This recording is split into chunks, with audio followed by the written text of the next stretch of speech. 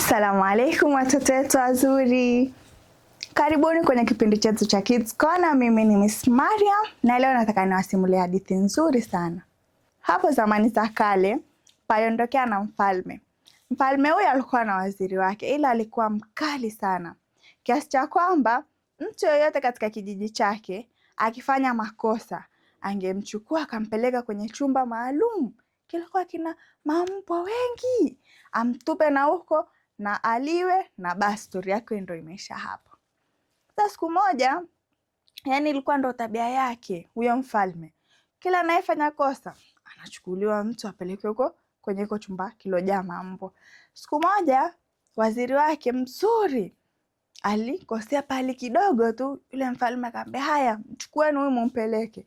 Yani alikuwa hana huruma kabisa, hakumbuki fadhila zenye ulimfanyia miaka ya nyuma ama muda wa nyuma. Yeye alikuwa tu kishamkosea, ukionda kinyume cha maneno yake ama amri zake, basi ushakuwa chakula cha mambwa. Basi hiyo siku ile waziri alikosea, akaamrisha watu wake, haya mchukueni huyu waziri mumpeleke kwenye hiko chumba akaliwe huko. Yule waziri akamwomba mfalme, tafadhali nisamehe, hataki kusikia.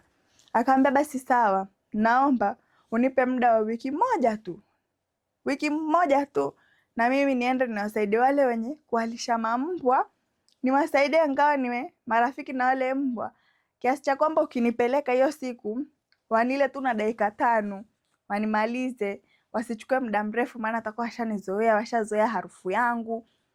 Yule mfalme akaambia, wewe hata ukipoa mwezi bado ni chakula cha mbwa tu, lakini sawa, mmekupa hiyo wiki moja, nenda. Basi yule waziri akaenda akajikaribisha na wale mbwa, ikawa anawapelekea chakula, maji, anasaidia wale wenye kuwalisha wale mambwa, anapelekea chakula, maji, mara anacheza na wao. Yani akajikaribisha mpaka wiki ilivyoisha. Mfalme akaamrisha, haya mchukueni yule waziri mumpeleke chakula cha mbwa huyo. Haya, kupelekwa akashangaa mbwa hawamli, ndo anacheza na yeye, wanampapasa ile kujifutafuta manyoya kwake. Akashangaa, mbona umemfanya nini hawa mambwa wewe, ama umewaroga?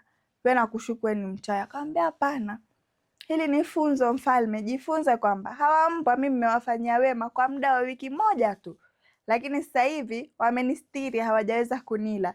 Ila yeye nimekufanyia kazi miaka yote hayo miaka yote, hukuweza kunisamehe kosa kidogo tu nilolifanya. Nimekuomba msamaha mara ngapi? Yule mfalme akajuta. Kwanza na hiyo siku akatoa hiyo ruli yake, akwamba ukikosea waliwa na mbwa. Hiyo siku ikawa sasa ukikosea wafungwa jela kwa muda fulani, watoka, yani ujirekebishe tu. Basi hadithi yetu inatufunza nini? Hadithi yetu inatufunza kwamba wenzetu wakitukosea tuwape muda wa kujirekebisha, tusiwasukume nje ya maisha yetu. Tuseme kama labda rafiki yako amekukosea, mpe muda wa kujirekebisha. Ama kwa mfano labda amekuomba msamaha, wewe hutaki, una msimamo wako mmoja, mimi sitaki, wewe ushanikosea, mimi sitaki tena uwe rafiki yangu, ndio hivyo msukume. Hujui labda ukimsukuma huko nje atafanya nini? Labda wewe ndio unayemsaidia kusoma, labda wewe ndio unampa chakula, tuseme akija break yeye hapewi huko, utamfanya mwenzako akose masomo.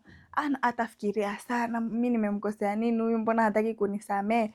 Kwa hivyo watoto wetu wazuri, tuwe wepesi wa kusamehe, na pia tusiwe wepesi wa kufanya vitu kama yule mfalme. Yeye ukifanya kitu kidogo tu hataki hata kuomba msamaha. Hapana, tusiwe na hasira za karibu. Na hadithi yangu ikaishia hapo. Tukutane kwenye kipindi kifuatacho. Masalam.